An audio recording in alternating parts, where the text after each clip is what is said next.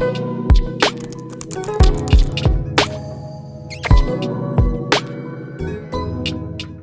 embora para a palavra de Deus? Abre comigo aí, então, Mateus, capítulo de número 18, Mateus 18. Mateus 18. Nós estamos numa série que tem o título Igreja é um Verbo. Igreja é um Verbo. E nós falamos na primeira semana sobre a igreja não ser um substantivo, né? Lugar onde eu vou lá na igreja. Mas é algo que você se torna. E a gente está brincando aqui que existe o verbo igrejar, né? Então pergunta para quem está do seu lado aí, você igrejou essa semana? Porque eu estou vendo que você veio na igreja hoje, mas você está igrejando. Em outras palavras, você está sendo igreja. E aí eu usei Mateus 18 na primeira semana para falar um pouco sobre a natureza do que é ser igreja, né? Então a gente olhou aqui no verso número 15, que diz, se o seu irmão, então eu disse que igreja é um ajuntamento de irmãos, de irmãs, ou seja, pessoas aliançadas no Pai. Mas aí, não é só pessoas aliançadas, se o seu irmão pecar, ou seja, pessoas aliançadas que andam tão próximas que vem o outro pecando e você me vê pecando. E eu falei, domingo, a gente vê muito pouco, né, pessoas pecando. Então nós precisamos desse ambiente de andar juntos, como é, por exemplo, a igreja nas casas, onde a gente vê um ao outro pecando. Mas mais do que isso, relacionamento de aliança, tão próximo que eu vejo as suas falhas, você vê as minhas, mas aí eu tenho a liberdade de te confrontar, e você tem a liberdade de me confrontar. Se o seu irmão está pecando, vai e repreende-o, e você vai ganhar o seu irmão. Então, igreja é essa relação próxima. E hoje, então, eu queria falar com você um pouco mais sobre esse assunto, de forma um pouco mais prática. E se tivesse um título na pregação, seria Quando e como confrontar o meu irmão? Quando e como confrontar o meu irmão? Ok? Então vai ser uma delícia essa mensagem. Que bom que você veio hoje.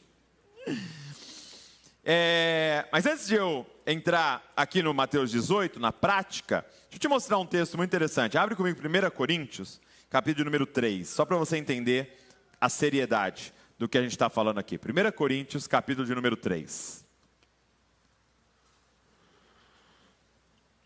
Se você não estava aqui há 2 semanas atrás, na primeira mensagem da série, queria encorajar você a procurar lá no YouTube, lá na família Desascope, lá no Desascope tem a mensagem, assiste, porque é uma base para aquilo que a gente está construindo aqui. Então, 1 Coríntios, capítulo número 3, verso de número 16, diz assim, vocês não sabem que são santuário de Deus e que o Espírito de Deus habita em vocês? Se alguém destruir o santuário de Deus, Deus o destruirá, porque o santuário de Deus, que são vocês, é sagrado. Muitas vezes a gente olhou para esse texto e achou que esse texto estava falando sobre o nosso corpo. Você não sabe que você é um santuário de Deus e que o Espírito de Deus habita em você. Então, se alguém destruir o santuário de Deus, Deus o destruirá. E apesar de haver outros textos que nos dão base para falar sobre cuidado do corpo e da saúde, esse texto não está falando sobre isso. Esse texto está falando sobre divisão na igreja. Então, se você olhar aí em 1 Coríntios 3, você vai ver, em algumas bíblias tem um título dessa porção. E o título dessa porção é sobre divisões da igreja. Na igreja de Corinto, tinha um grupo falando, eu sou de Paulo. Tinha outro grupo falando, eu sou de Apolo. Tinha outro grupo falando, eu sou de Pedro. E eles estavam brigando e se dividindo. Então Paulo termina esse ensinamento dizendo, ei, vocês não sabem que vocês são santuário de Deus. Então, muitas vezes a gente olhou para esse texto e pensou, irmão, se você fuma, Deus o destruirá. Irmão, você está bebendo cerveja? Deus o destruirá. Você que fez tatuagem, você pichou o santuário de Deus. Deus vai te destruir. E na verdade esse texto está dizendo, irmão, se você fofoca, Deus o destruirá. Irmão, se você semeia discórdia entre os irmãos, Deus o destruirá. Há um texto da Bíblia que diz 6 coisas Deus detesta, a 7ª, Ele abomina. E eu te pergunto, meu irmão, o que Deus abomina? E aí a gente pensa, com certeza é prostituição. Não, Deus detesta. Não, com certeza é a idolatria. Não, Deus detesta.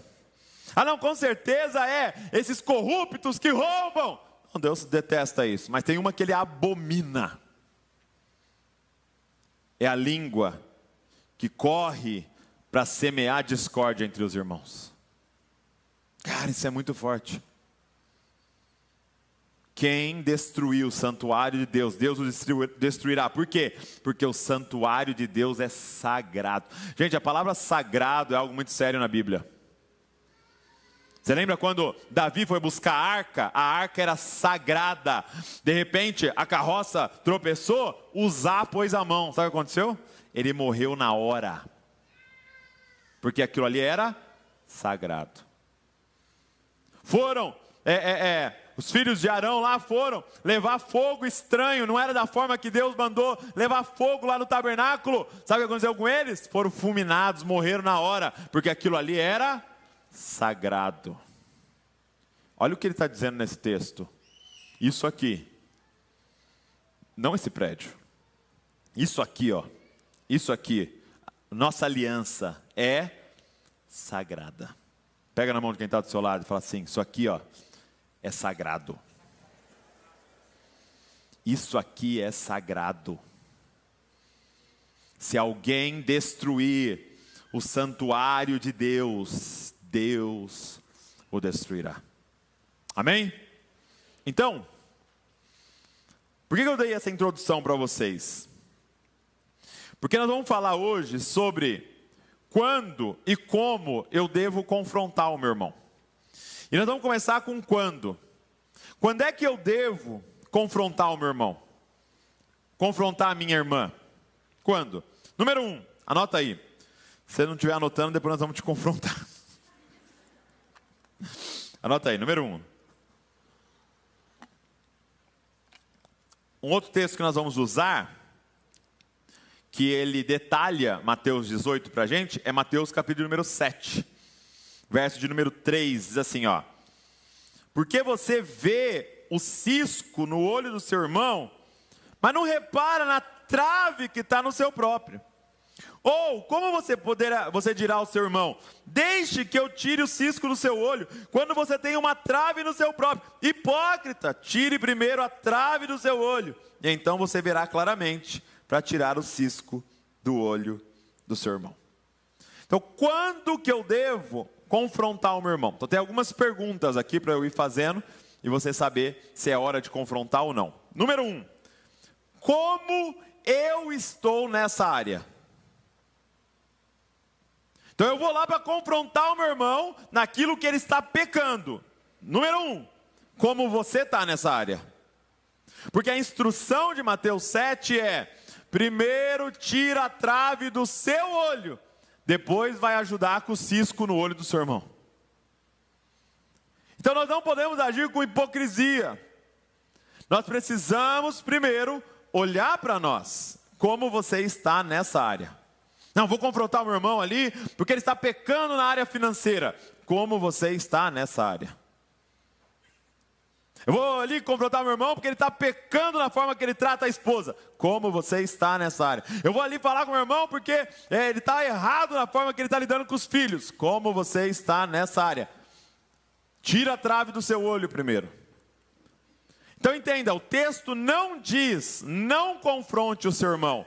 O texto diz, primeiro resolva na sua vida, depois confronte o seu irmão. Depois ajude o seu irmão naquilo em que ele está pecando e errando. Então nós não podemos cair num extremo de, não, eu tenho esses problemas na minha vida, e eu então não vou confrontar ninguém. Não, ele está dizendo, resolva na sua vida, depois vá e confronte o seu irmão. Então a primeira pergunta é, como é que você está nessa área que você quer confrontar alguém? Amém? Número 2. Quando que eu devo confrontar o meu irmão? Número 2. Você ama o seu irmão. Você ama a sua irmã. Uma pergunta importante, porque o verso 15 de Mateus 18 diz: se o seu irmão pecar contra você. Em outras palavras, se alguém que você tem aliança pecar contra você, que alguém que você considera seu irmão, sua irmã pecar contra você, vá e repreende. Então a pergunta, antes de ir para a conversa difícil, para o confronto, para falar do pecado, denunciar o pecado, faça a pergunta para si mesmo: eu amo essa pessoa? Eu estou fazendo isso porque eu amo ela e quero vê-la restaurada. Entenda uma coisa: o objetivo de nós confrontarmos alguém é reconciliação e restauração. Então guarda isso que eu vou falar. Por quê? Porque isso aqui precisa se tornar cultura entre nós. Confrontação amorosa. Ver alguém errando e ir lá e conversar. Precisa virar uma cultura entre nós. Mas essa mensagem não é para você sair despejando a sua raiva nos outros. Ah, ele vai ver, vou falar um pacote para ele. Para quê? Seu coração é restauração e reconciliação? Ou é usar a orelha dos outros de pinico? Ou é só esbravejar? Não, eu sou sincero. Não, você é mal educado. Faltou umas palmadinhas no bumbum aí. Então entenda, uma pergunta muito importante: por que você vai fazer esse confronto? Você deseja reconciliação, restauração? Você ama o seu irmão? Você ama a sua irmã? Você está fazendo isso em amor? Então presta atenção, se você identificar: cara, eu não amo essa pessoa, eu tenho raiva dessa pessoa, não é você que tem que confrontar ela. Deixa Deus levantar outra pessoa. Deixa Deus levantar outra pessoa, porque você não vai restaurar a pessoa, você vai matar ela. Quem está entendendo? Então, a pergunta é importante. Porque o confronto, gente, consiste em mostrar para o irmão quem ele verdadeiramente é. É por isso que eu tenho que amar o meu irmão. O que é essa confrontação amorosa? É eu chegar no meu irmão que está pecando e lembrá-lo de quem ele é. Então levar ele ao arrependimento não é só dizendo: ei, seu miserável, você vai para o inferno. Não, é eu lembrar ele: ei, Jesus morreu por você, o Espírito Santo mudou para dentro de você, você é uma nova criatura em Deus. Para de fazer isso que não tem nada a ver com a sua natureza. Então o irmão precisa sair do nosso confronto animado, não querendo morrer. Quem está entendendo? Você não é um coveiro, meu amigo. Você não é um coveiro. Você é a lembrança de quem aquela pessoa é. Paulo Borges, ele fala de um jeito muito legal. Ele diz o seguinte: na nossa relação, gente, nós temos um monte de dúvida. A gente só não pode duvidar. Qual que é a diferença? Eu fiquei com dúvida do que você fez, por isso que eu vou te confrontar. Mas eu não duvido de quem você é. Você é meu irmão, você é filho de Deus. Eu sei quem você é, por isso que eu vou lá para resolver essas dúvidas. Quem está entendendo? É na certeza de quem a pessoa é, que você está lá para lembrá-la de quem ela é. É muito interessante, porque nós temos uma cena de confronto na Bíblia, que é Deus confrontando Jacó. Só que é um confronto tão forte que ele sai no braço, meu amigo. Jacó lutou com Deus. Ele sai na mão. E aí, chega no final ali, Deus pergunta para Jacó: qual que é o seu nome? E aí Jacó fala: meu nome é Jacó, que significa, enganador, usurpador. E aí Deus basicamente está dizendo: mas eu vim aqui para dizer qual é o seu verdadeiro nome, porque desde o ventre da sua mãe eu já tinha um nome para você. Você não chama Jacó, você chama Israel, príncipe de Deus. Cara. Está entendendo o que é um confronto? O cara sai de lá sabendo quem é. Eu sei que a vida inteira disseram para você que você é um enganador, mas eu, desde o ventre da sua mãe, já tinha te escolhido para ser um príncipe de Deus e dar nome para a nação que eu estou levantando. Então isso é um confronto. A pergunta é: você ama o seu irmão? Se você não ama, não é você que vai fazer esse confronto. Você ama a sua irmã? Número 3, muito importante. Quando que eu devo confrontar o meu irmão? A pergunta é muito básica. Verso 15 diz: se o seu irmão pecar. Pergunta é pecado o que ele está fazendo? É pecado o que ele está fazendo? Porque nós somos chamados aqui, segundo esse texto, a confrontar em amor o nosso irmão que está pecando contra Deus, pecando contra o outro. Então a gente tem que separar aquilo que é preferência nossa, opinião, de pecado. Quem está entendendo o que eu estou falando aqui? Eu não gosto dessa cor que ele usa. Não gosto disso que ela está fazendo. Não gosto do jeito que ela fala. Eu não gosto. Aí, meu amigo, é problema seu. Você tem que engolir, porque é a multiforme sabedoria de Deus. Ele gosta de se manifestar de um monte de jeito diferente. Amém? Agora, seu irmão está pecando. Aí sim nós vamos para essa conversa. E o que é pecado? Definição de pecado: isso aqui que eu estou ministrando para vocês, baseado num livro que a gente está lendo, chamado Relacionamento de Aliança, do Asher Tratter. E ele dá uma definição de pecado muito interessante. Ele diz assim, pecado é aquilo que quebra a nossa aliança com Deus e uns com os outros.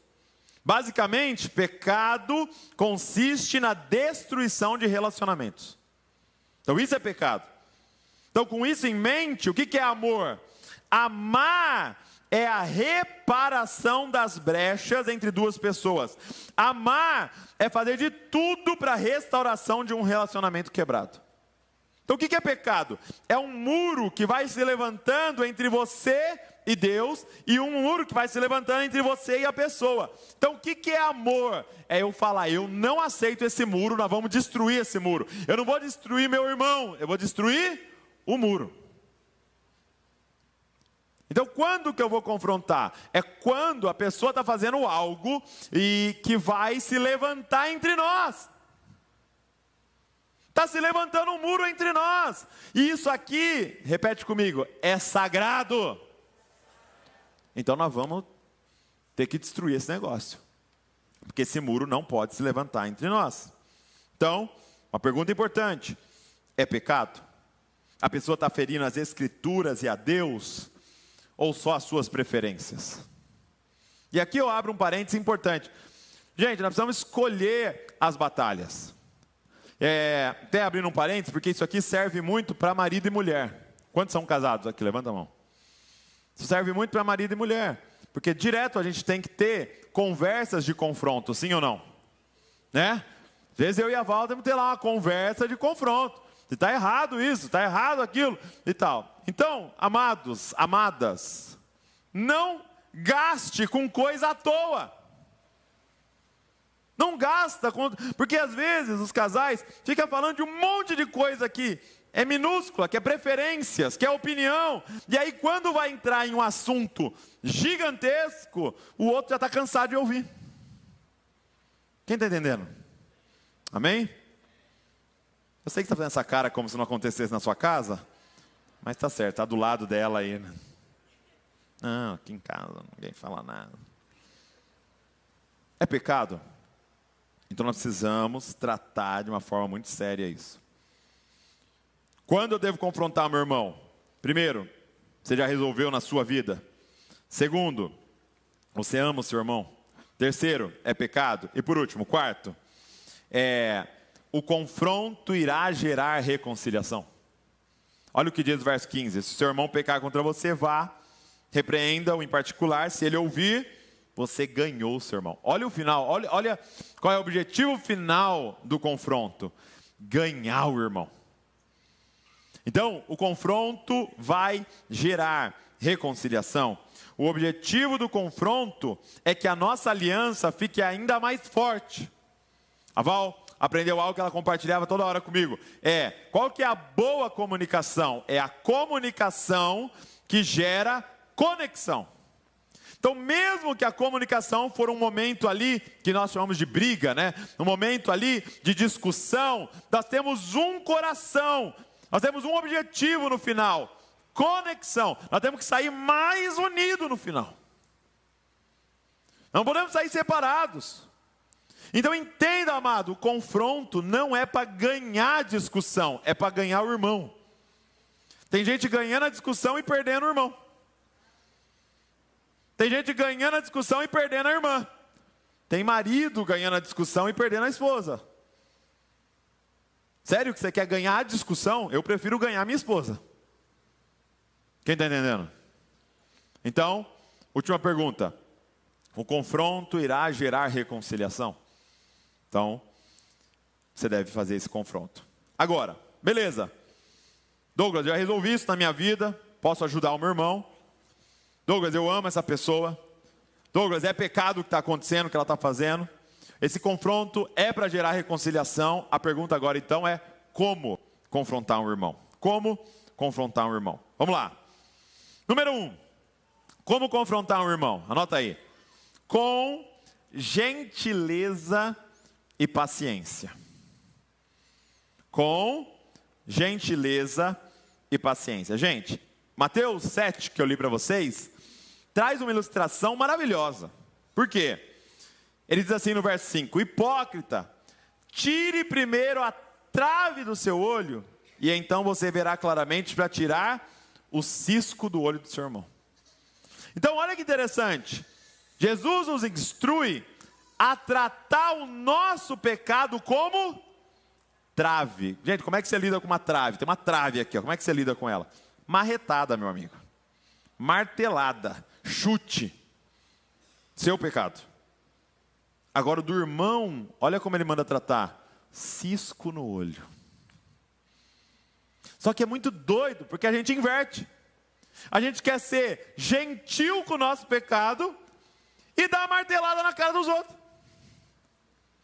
A gente quer falar assim: não, mas você não sabe a intenção do meu coração. Eu errei tentando acertar. Ah tá, mas quando você vai falar com o outro, não importa a intenção do coração dele. Aí a gente analisa os fatos de forma cru e nua. Então você vê, gentileza e paciência com a gente mesmo, e agressividade com o outro. Jesus falou: não, o seu pecado você trata como uma trave, o do irmão você trata como um cisco no olho. Meu amigo, você vai ajudar alguém que está com um cisco no olho. Como é que você faz? Como é que faz? Estou com um cisco no meu olho. Faz. Ó. É assim você confrontando alguém? Saiu? Não. Então vamos lá. Saiu? Não. Então vou pegar uma faca. Não. Essa ilustração de Jesus ela é genial. Por quê? O que ele está dizendo para a gente que é o pecado? Presta atenção nisso. O que é o pecado? O pecado é aquilo que distorce a visão de alguém. A pessoa está vendo distorcida Deus, está vendo distorcido a si mesmo, está vendo distorcido o outro. Então o que eu quero ajudar a pessoa? A ver melhor, não a cegá-la. Quem está entendendo o que eu estou falando aqui? Então a pessoa que está no pecado, você não está indo lá para terminar de matá-la, você está indo lá para restaurá-la. Então é gentileza e paciência. Gente, nós precisamos ter paciência. Às vezes não vai ser na primeira conversa. Nós precisamos ter paciência.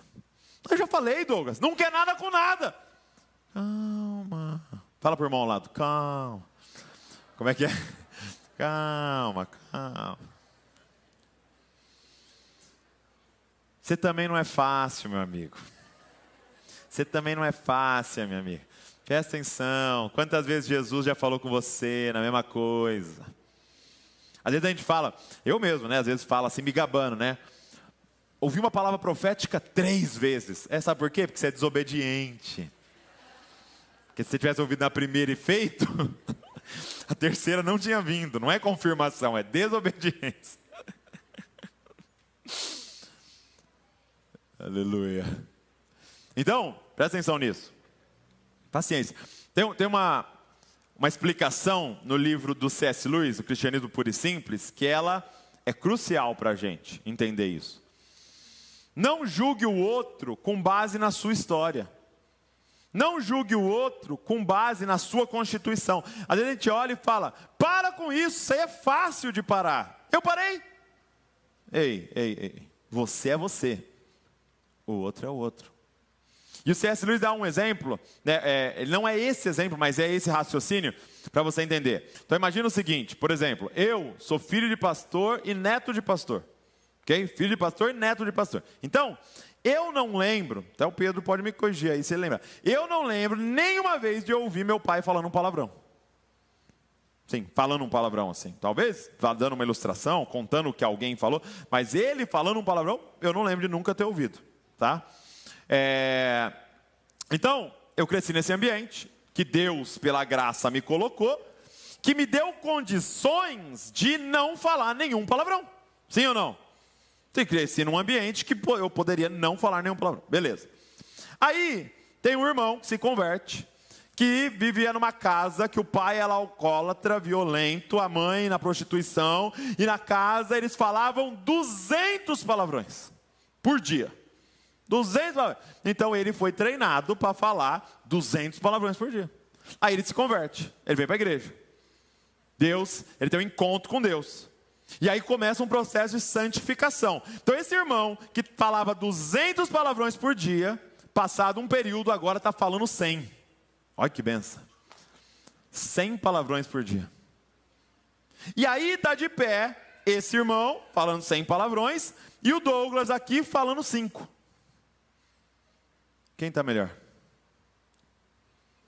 Minha pergunta é, quem está mais santo?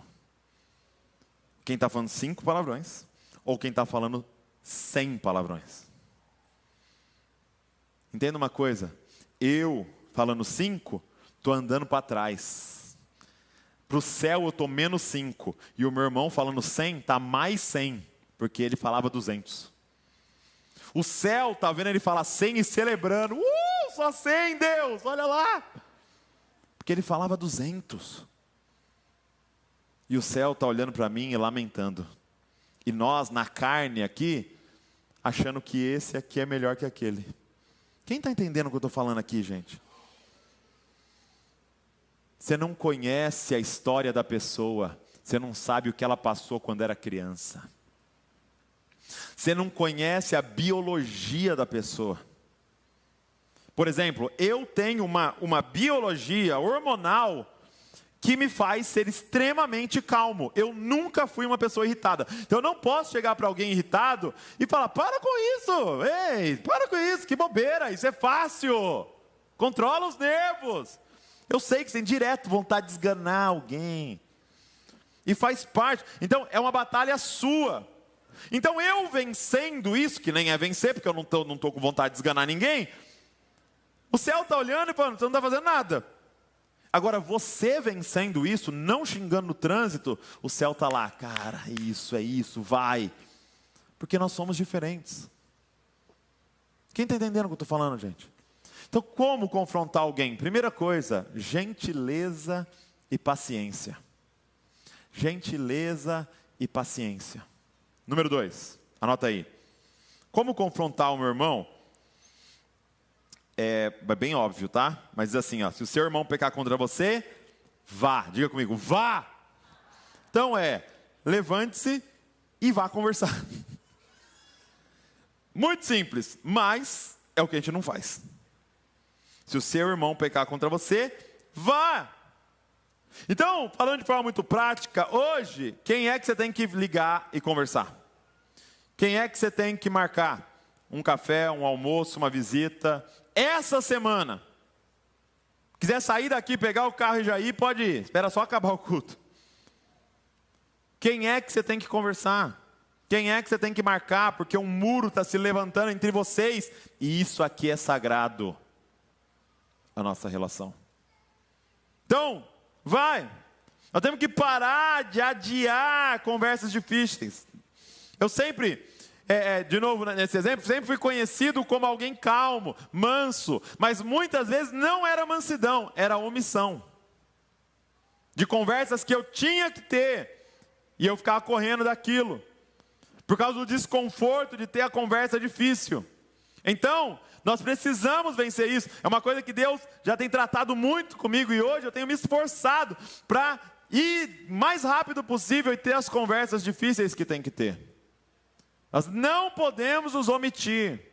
Então levante-se, vá e marca com a pessoa. Então primeiro, gentileza e paciência. Segundo, atitude. Levante-se e vá conversar com a pessoa. Número 3. Como é que eu confronto meu irmão? Você vai ter que repreendê-lo. Repreenda-o diretamente. Por que diretamente, gente? Porque seja direto no assunto. Não fica dando volta. Não fica dando indiretas. Não fica enrolando. Não fica tentando usar símbolos. Não. Seja direto. Seja claro. Gente, nós temos muito isso. De ficar mandando indiretas. Querendo que a pessoa entenda que você está chateado. Mas olha, é óbvio a cara que eu fiz. Não é óbvio a cara que você fez. Me fala que você está chateado. Fala que você não gostou. Fala que você se sentiu ofendido. Fala que alguma coisa está se levantando entre nós. Fale diretamente. Nós, como brasileiros, temos muito esse costume de ficar rodeando e tal. Precisamos aprender a falar de forma mais direta, para que não haja ruídos na nossa comunicação. Para que a gente não fique com, não, mas eu achei que tinha te falado, já era para você ter percebido. Não, tenha conversa direta. Amém? Então levante-se, vá. E número 3, repreenda-o diretamente. Fale diretamente. Você está errando nisso. Isso que você está fazendo é pecado. Olha o que a Bíblia diz, isso é pecado. Ok? Coisa importante. Não rotule as pessoas. Isso é uma coisa muito importante. Fale do que a pessoa está fazendo e como você está se sentindo. Mas não declare que ela é aquilo. Então, um exemplo. A pessoa mentiu para você. Vim aqui falar que você é um mentiroso. Não. De novo, lembre-se, você está lá para lembrá-lo de quem ele é em Deus. Eu quero confrontar você porque você mentiu sobre aquilo. Mas eu sei quem você é em Deus. Você é um homem da verdade. Você é uma mulher da verdade. E isso está completamente fora da nova criatura que você é. Então, você vai lá e você vai repreender a pessoa, mas você não vai rotular a pessoa. Tome muito cuidado, abrindo um parênteses aqui, com filhos, gente. Não rotule os filhos. Ah, é um desastrado mesmo. Ah, é um mentiroso. É um burro. É um não sei o quê. Não rotule os seus filhos, a não ser aquilo que a palavra de Deus diz. Eu lembro que eu fui em Recife um dia ministrar e um menino me contando que ele era hiperativo, muito provavelmente, né? TDAH, hiperativo, não parava na igreja, corria, mexia nos instrumentos e tal, em tudo. E aí a mãe dele ficava falando assim, quando ele fazia isso, ele ficava falando assim, esse menino vai dar trabalho para o diabo. Esse menino vai dar trabalho para o inferno. Esse menino vai dar trabalho para o diabo. Ela ficava declarando sobre ele. Esse menino vai ser uma bomba na mão de Deus. Quando eu fui lá, ele estava liderando os jovens e tinha ganhado 1000 jovens para Jesus em um ano. Por quê? Porque alguém descobriu quem ele era e ficou declarando sobre a vida dele. É meu amigo Azaf. Um beijo aí para o Azaf, se você estiver assistindo, Azaf. Então, repreenda a pessoa falando o que ela está fazendo, não rotulando ela. Número 4. Como que eu devo confrontar o meu irmão? Primeira coisa, isso aqui agora é muito importante, porque aí ele entra no processo. É o princípio da privacidade. Vá a sós. Gente, presta muita atenção nisso. Nós precisamos fazer isso virar cultura entre nós. O texto diz, se seu irmão pecar contra você, vá e repreenda-o em particular.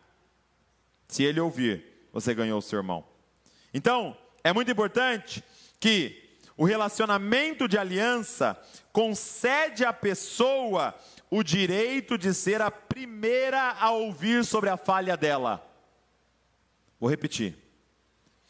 A nossa aliança concede a você o direito de ser a primeira pessoa a ouvir sobre a sua falha. O que isso significa? Não fale com os outros sobre o que a pessoa errou. Fale com ela.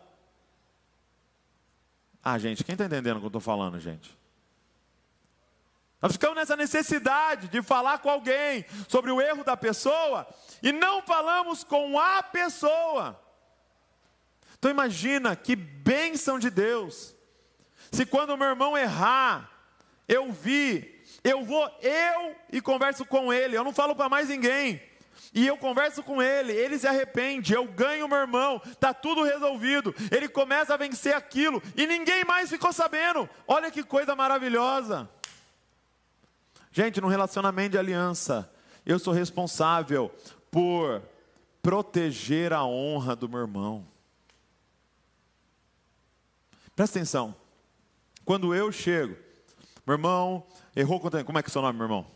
Flávio. O Flávio errou contra mim, o Flávio pecou, e eu eu estou sabendo, e aí eu estou ali, e aí eu chego para o Robson, eu falo, Robson, tu não sabe, cara, me ajuda aí orando. O Flávio, cara, fez não sei o que lá. Agora presta atenção, agora tem 2 precisando perdoar o Flávio. Agora tem 2 tentado a ver o Flávio a partir do seu pecado.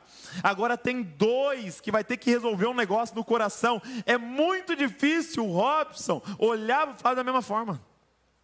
Aí eu chego para mais um, cara, Flávio, cara, de novo, Flávio. E aí a gente vai construindo isso. Quem está entendendo, gente? Sendo que eu tinha que ter ido e falado com o único interessado no assunto. Quem errou? Quem pecou?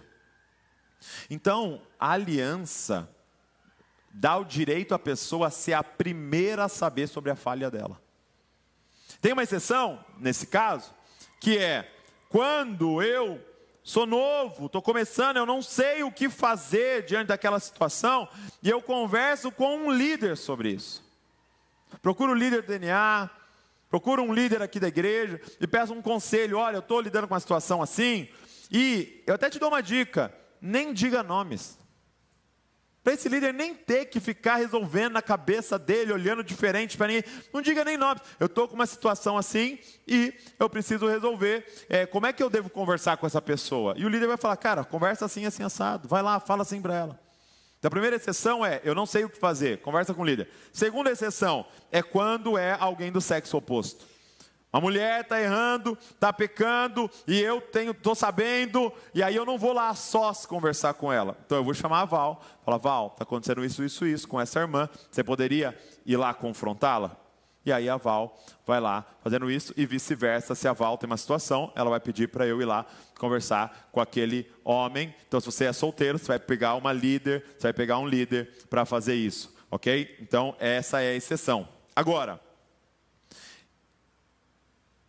a gente precisa entender que o nosso coração é a reconciliação. O nosso coração é a restauração.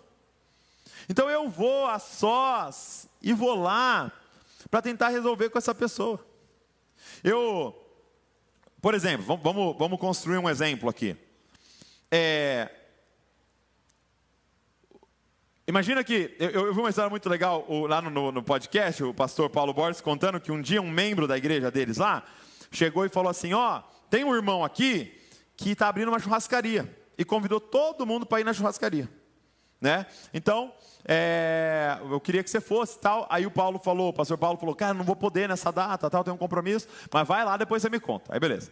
Aí foi vários irmãos da igreja na churrascaria desse irmão novo que estava abrindo a churrascaria.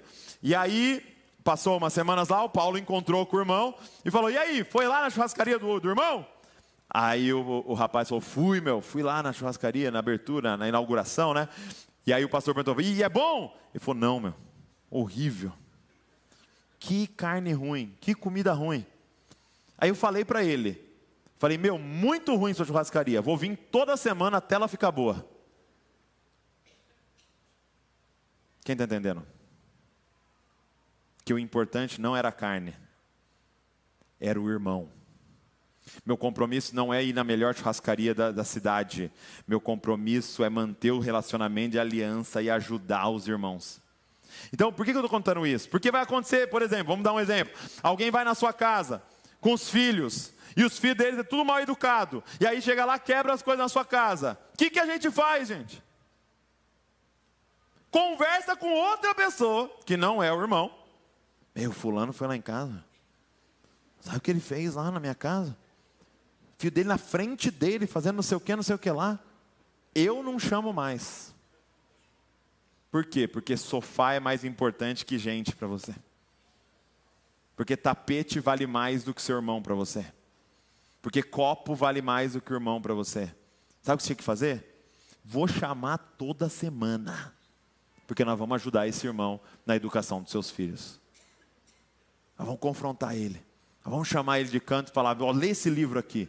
Eu fiz isso, deu certo fazendo isso e tal. Porque nós temos uma aliança. Faz sentido, gente, o que eu estou falando aqui? Então, primeiro, você vai a sós conversar com a pessoa. Número 2, ou segunda parte do processo. Pode acontecer, então, dessa pessoa não se arrepender. Ou não concordar. Ou não querer mudar. E aí, o texto continua dizendo, mas se não ouvir, leve ainda com você uma ou duas pessoas, para que pelo depoimento de 2 ou 3 testemunhas, toda a questão seja decidida.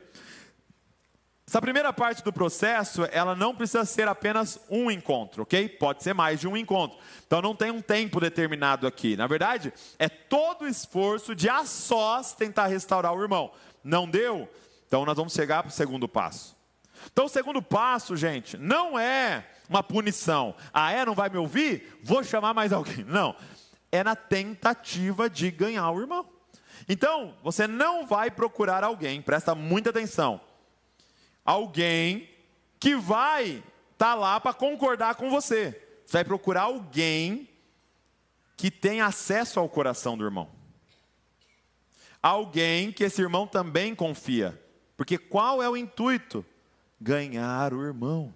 Reconciliação, restauração. Então não adianta você pegar alguém que é o seu amigo, para ir lá, vamos nós dois lá, tal, e parecer que vai fazer um julgamento com a pessoa. Não vai adiantar.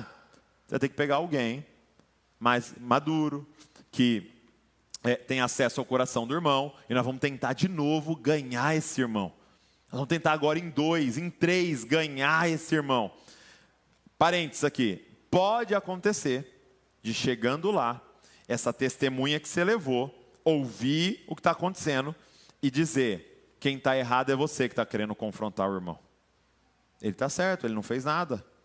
E aí você tem que ter a humildade de falar, não, então, eu quero pedir perdão porque eu interpretei errado, eu pensei errado, isso aí ativou uma ferida lá minha, tal, eu quero pedir perdão e a gente fazer a reconciliação. Então pode acontecer de a gente estar vendo distorcido e querendo confrontar alguém que nós estamos errados. Então, leva mais alguém. E ele fala assim, ele ainda fala assim, pelo depoimento de 2 ou 3 testemunhas, toda a questão seja decidida. Porque muitas vezes a pessoa que está confrontando está dizendo, não errei, não, eu não fiz, não é assim, não era a intenção, não, tal. E aí por isso que você vai levar mais alguém. Mas de novo, qual é o intuito? Reconciliação, restauração. E aí, ele continua. Ele diz, ok, se ele não ouvir, verso 17, se ele se recusar a ouvir essas pessoas, exponha o assunto à igreja. Então não é a igreja que não, é a igreja, é o relacionamento de aliança, é a igreja caseira, é o DNA, são os irmãos ali, e principalmente a liderança. Chame a liderança para ir lá junto agora, conversar com esse irmão, conversar com essa irmã. Por qual intuito, gente? Restauração, reconciliação. De novo, não é, você não está ouvindo? Vou chamar o pastor. Não. Pastor, nós estamos orando, nós estamos intercedendo, esse irmão está se afastando, e nós não aceitamos isso, você não iria lá com a gente. Meu líder, você não iria lá com a gente para a gente tentar ganhar esse irmão? Não, porque nós não vamos desistir desse irmão. Gente, é até o fim. E é interessante que nesse estágio, quando você fala para a igreja, porque um já foi, não deu, 2, 3 já foram, não deu. Quando você chega nesse estágio, na verdade você nem está mais tratando o pecado em si que originou. Você já está tratando o pecado da quebra de aliança. E presta atenção nisso. O pecado da quebra de aliança é mais grave do que o pecado inicial que originou a conversa. E por que eu digo isso?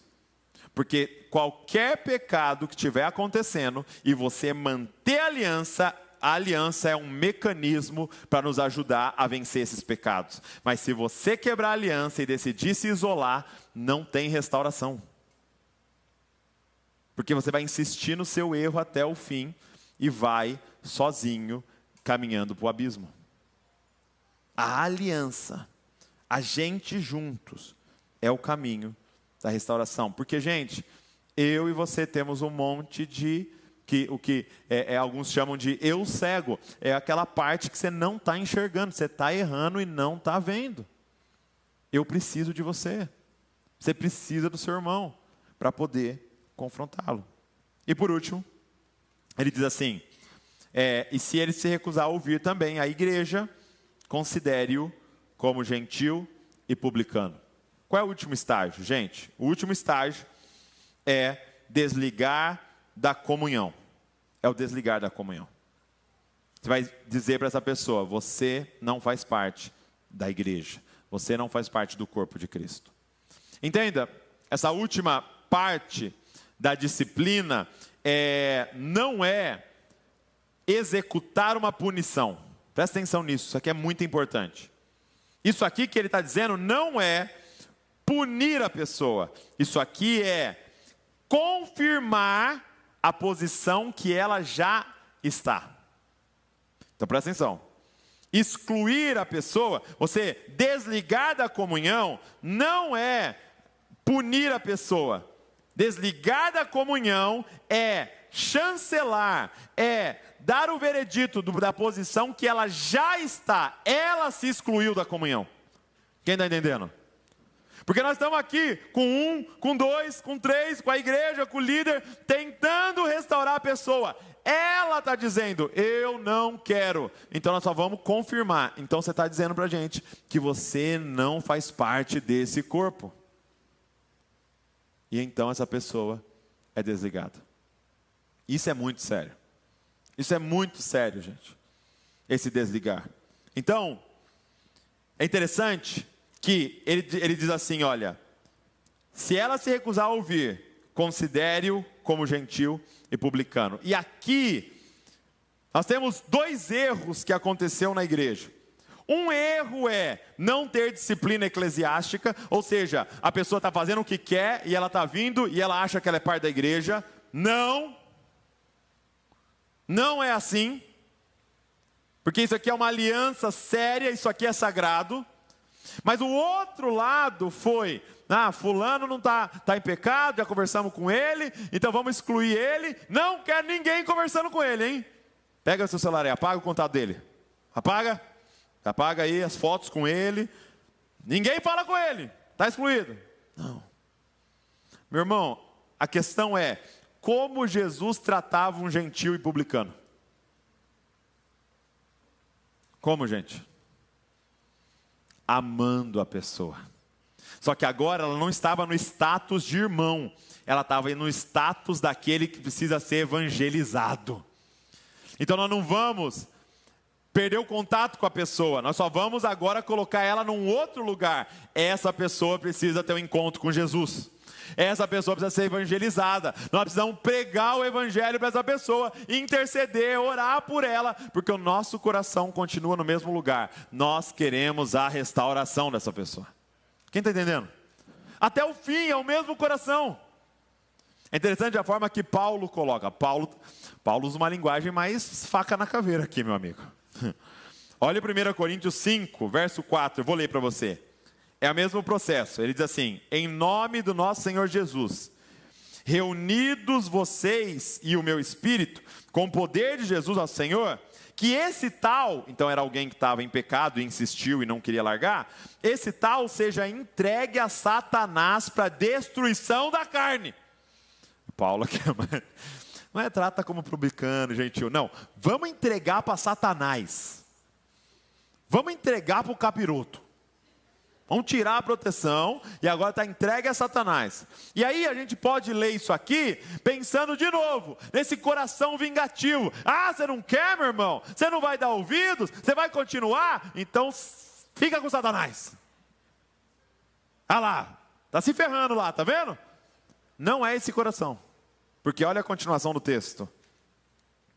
A fim de que o espírito seja salvo no dia do Senhor. Meu amigo, até entregar para Satanás é uma estratégia de reconciliação. É dizendo o seguinte: um irmão não conseguiu, 2 não conseguiu, 3 não conseguiu, a igreja não conseguiu. Vamos chamar alguém... Evangelista Satanás. Dá uma cutucada nesse irmão para ver se ele desperta. O coração é o mesmo. Restauração, reconciliação. Até o fim. É o irmão que sai da posição, é a irmã que abandona, mas nós vamos continuar no mesmo lugar, sabendo o que Deus tem para aquela pessoa até o fim. Que ela seja parte das nossas orações, parte da nossa intercessão.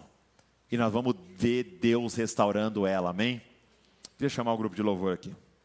Eu termino, eu encerro, dizendo para você o seguinte. Tem um exemplo muito lindo na Bíblia de confrontação amorosa, que é Gênesis capítulo de número 3. O momento em que o homem e a mulher pecam. Aquele momento, o homem e a mulher desonram a Deus, desobedecem a Deus, pecam contra Deus. E eu te pergunto, o que Deus faz? Deus fala: ah, nunca mais apareço lá. Não. No mesmo dia, Deus está lá. E Deus está fazendo a mesma coisa, caminhando no jardim. É que agora o homem saiu da posição dele. E ele pergunta: Adão, onde você está?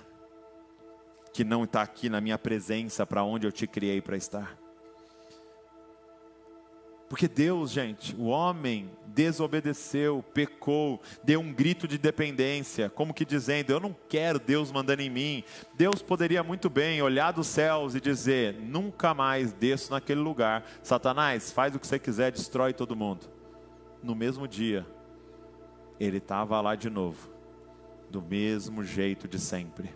Porque você pode quebrar a aliança com Deus, mas a aliança de Deus com você nunca será quebrada. Ele está na mesma posição dele. E ele vem: cadê você? E aí ele poderia então agora pegar a vergonha, a culpa de Adão, pegar o Adão pelado e sair expondo para todo mundo: aqui ó, essa vergonha aqui ó. Sabe o que ele faz? Ele cobre a nudez de Adão. Ele está nos dizendo: assim como eu cobri a nudez de vocês, a vergonha com um sacrifício, cobre a nudez um do outro. Não sai falando para as pessoas da nudez do seu irmão. Cubra a honra do seu irmão. Vai a sós falar com ele. Protege o seu irmão. E aí a parte mais escandalosa de todas: quem é que errou, gente? Foi o homem que errou. Foi a mulher que errou. Quem é que tinha que pagar? Quem é que tinha que pagar o preço pelo erro? E aí ali em Gênesis 3,15, ele já faz uma declaração: eu vou resolver esse problema da nossa aliança. Em Gênesis 3,15 ele já está dizendo: eu não vou aceitar esse muro se levantando entre nós. Eu vou explodir esse muro. Um dia um descendente da mulher virá para explodir esse muro. E vai custar caro para ele. Ele vai esmagar a cabeça dessa serpente, mas a serpente vai ferir o calcanhar dele. Vai doer para ele. Mas eu vou pagar um preço para a gente manter a nossa aliança. Gente. Às vezes, a gente está esperando a pessoa que errou vir falar com a gente. Mas o nosso Deus não esperou você ir falar com Ele. Ele veio atrás de você para resolver o problema. É por isso que Jesus pode dizer em Mateus, no Sermão da Montanha, ele pode dizer assim: se ao levar ao altar a tua oferta, ali lembrar que o seu irmão tem algo contra você, deixa a oferta, vai resolver com o seu irmão, depois vem e oferta. E é muito louco, porque não é se você errou contra o seu irmão, não, é se você sabe que o seu irmão tem algo contra você. Mas Douglas, foi um engano, eu nem quis dizer aquilo. Não interessa, não interessa. Nós estamos em guerra contra o muro que pode se levantar entre nós. Vai e resolve com o seu irmão, porque nós queremos ser igreja. Gente, nós não estamos brincando de casinha aqui. Nós queremos ser igreja de verdade. Mas requer responsabilidade de todos nós, de viver como o Senhor, comprometido com a nossa aliança. Fica de pé no seu lugar.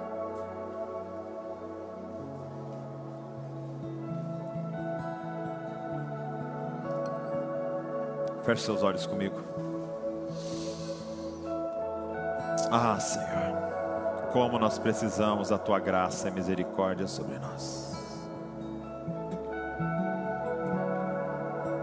Senhor, eu queria te pedir, coloca a dinamite do Evangelho nos muros que Satanás está tentando levantar, Senhor, entre os irmãos. Senhor, eu quero te pedir, nos dá graça e sabedoria para confrontar o meu irmão e a minha irmã. Coloca um amor profundo no meu coração, no coração de cada um aqui, para que a gente esteja comprometido com a reconciliação e restauração dessa casa, Senhor. Senhor, eu digo, eis-me aqui como responsável pelo meu irmão e pela minha irmã, Senhor. Que nós possamos ser guardiões uns dos outros, Senhor. Que nós possamos ser aqueles que protegem a retaguarda, as costas uns dos outros, Pai. Que nós possamos ser aqueles que cobrem a nudez uns dos outros, Pai. Que nós possamos ser responsáveis pela aliança, Senhor.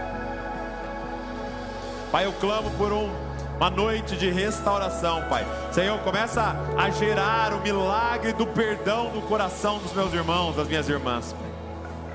Que toda ofensa seja liberada do nosso coração, Senhor. Pai, se alguém aqui precisa ter uma conversa difícil, que ela não espere, Senhor, para resolver o que precisa ser resolvido, Senhor. Porque o santuário do Senhor é sagrado, Pai. Porque a nossa aliança é sagrada, Senhor. Então, Espírito da reconciliação, Espírito da reconciliação, Deus de aliança, venha e caia sobre nós nesse lugar. E nos dá consciência, Pai, do que é a igreja, Senhor. Ensina-nos a ser igreja, Senhor. Ensina-nos a ser igreja nos teus padrões, Pai. É o que eu te peço em nome de Jesus. Amém. Vamos adorar o Senhor. Vamos adorar o Senhor.